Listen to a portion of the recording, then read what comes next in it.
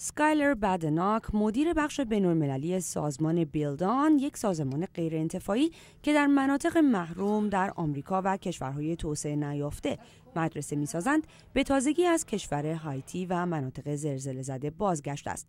او برای ساخت چند مدرسه در مناطق روستانشین درست یک روز قبل از زلزله به هایتی سفر کرده بود، اما بیمارستان و چادرهای پزشکی جای مدارس را گرفتند و امداد رسانی به زلزله زدگان در اولویت او و تیمش قرار گرفت.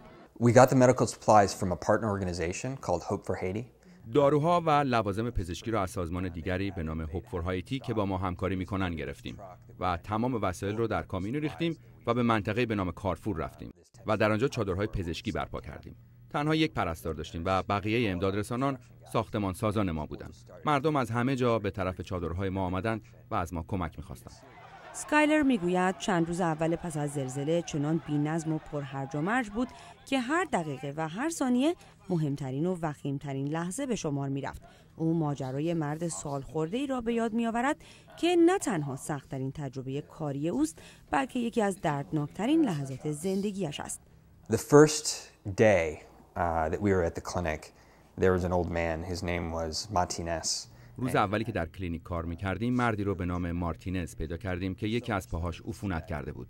دوای بیهوشی نداشتیم و در حالی که پزشک عفونت‌های پای او را پاک می‌کرد و او از درد وحشتناکی رنج می‌برد، تنها کاری که از دست من برمی‌آمد این بود که دستش رو می‌گرفتم و دعا می‌کردم. در وضعیت بسیار بدی قرار داشت. خیلی پیر بود و مریض. روز بعد او رو تک و تنها در زمین‌های اطراف پیدا کردیم. خانواده‌اش رو ترک کرده بودند. اما موقعیت به تدریج و پس از 2 هفته کامل کمی آرامتر شد.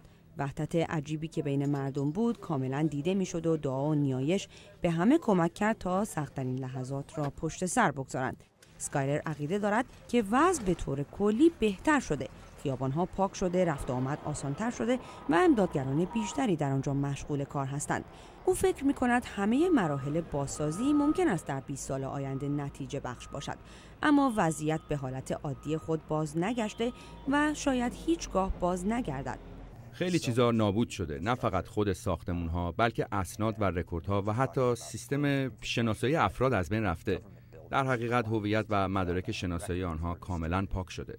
قبل از زلزله هایتی در حال پیشرفت بود و این زلزله همه چیز رو ظرف 1 دقیقه از بین برد.